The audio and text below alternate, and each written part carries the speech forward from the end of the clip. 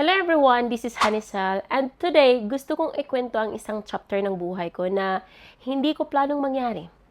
Actually, babalikan ko ang lahat ng masasabi kong nagsimula ang pagbabago ng buhay ko noong December 2024. Habang karamihan ay nagsiselebrate ng Christmas kasama ang pamilya, ako naman ay naaksidente. Nabangga ang sasakyan ko mula sa likod. At kalaunan, na-declare itong total loss. Naalala ko pa nakatayo ako doon, tinitingnan ang sasakyan. Hindi lang kotse ang nakikita kong nasira eh.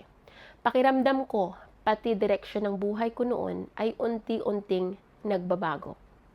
At minsan, ganoon ang buhay eh. Hindi siya kumakatok para sabihin may pagbabago na darating. Bigla na lang siyang dumarating. At ikaw, mapipilitan kang harapin. At habang nangyari ang lahat ng iyon, may isa akong laban na matagal ko nang dala. Pagod ng paulit-ulit na routine. Pagod sa pressure, pagod sa pakiramdam mo na parang may kulang talaga. For more than 14 years, hospitality ang mundo ko. Mahal ko ang industriya. Doon ako lumaki professionally. Doon ako natuto maging leader. Doon ko natutunan kung paano mag-handle ng pressure. Pero habang tumatagal, may tanong na paulit-ulit na bumabalik sa isip ko eh. Ganito na lang ba habang buhay? Hindi dahil masama ang trabaho. Hindi dahil ayaw ko ng hospitality. Pero dahil nararamdaman kong may parte sa akin na gusto kong sumubok ng iba. At minsan, ang pinakamahirap na desisyon ay hindi yung alam mong mali. Yung pinakamahirap ay yung iiwan mo ang isang bagay na okay naman para subukan ng isang bagay na hindi ka sigurado. At ginawa ko yun. Nag-resign ako. At alam niyo ang totoo pala, kapag umalis ka sa comfort zone mo, parang mawawala ang identity mo. Dati may title ako. Dati may position ako. Dati may team akong kasama. At biglang wala. At doon nagsisimula ang totoong laban. Naisip ko noon na gagawa ko ng isang online course at sobrang excited ako. Kasi akala ko may mag-i-enroll agad. Akala ko handa na ang lahat. Pero walang nangyari. Zero. Walang registration, walang enrollment, at walang sale. At hindi ko ikakaila na sobrang masakit yun. Nakakaduda sa sarili. May mga gabi na iniisip ko na tama ba itong ginagawa ko? O baka nagkamali ako? Talagang pinagdududahan ko yung sarili ko. Pero ang natutunan ko ay ang mahalagang lesson. Hindi dahil hindi gumana ang isa ay mag-stop ka na. Minsan, kailangan mo lang mag-adjust.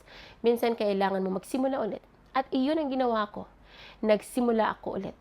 Natuto ako tungkol sa online selling at alam nyo ba na wala akong alam noon? Zero. Hindi ko alam kung ano yung suppliers, couriers, at noon, Amazon. Wala akong alam, kahit logistics. Ang alam ko lang, ayoko mananatili sa lugar na puro takot. Kaya nagtanong ako, nag-aral, nagkamali, nag-try ulit. At habang ginagawa ko yun, may mga napansin ako. Napakaraming OFW ng katulad ko. Masisipag, may pangarap, pero hindi alam kung saan magsisimula. At doon ko nakikita ang purpose ko. Hindi para maging pinakamagaling. Hindi para maging magpapanggap na may alam. Kundi para tulungan ang mga taong nasa stage kung saan ako dati. Yung nalilito, yung natatakot, yung naghahanap ng direksyon. At unti-unting may naniniwala. Tapos may pangalawa, may pangatlo. At bago ko namalayan, may community na ako. May mga taong nagsasabing naging malinaw sa kanila ang susunod na hakbang.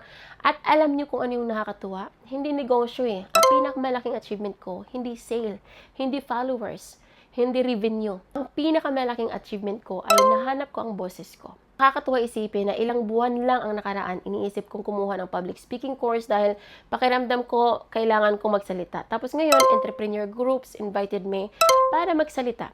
Hindi dahil perfect ako, hindi dahil successful na ako, kundi dahil totoo ang kwento ko. At yun ang gusto kong iwan sa'yo ngayon. Kung may pinagdadaanan ka ngayon, kung pakiramdam mo naliligaw ka, kung natatakot kang magsimula ulit, tandaan mo, hindi mo kailangan makita ang buong daan. Kailangan mo lang makita ang susunod na hakbang.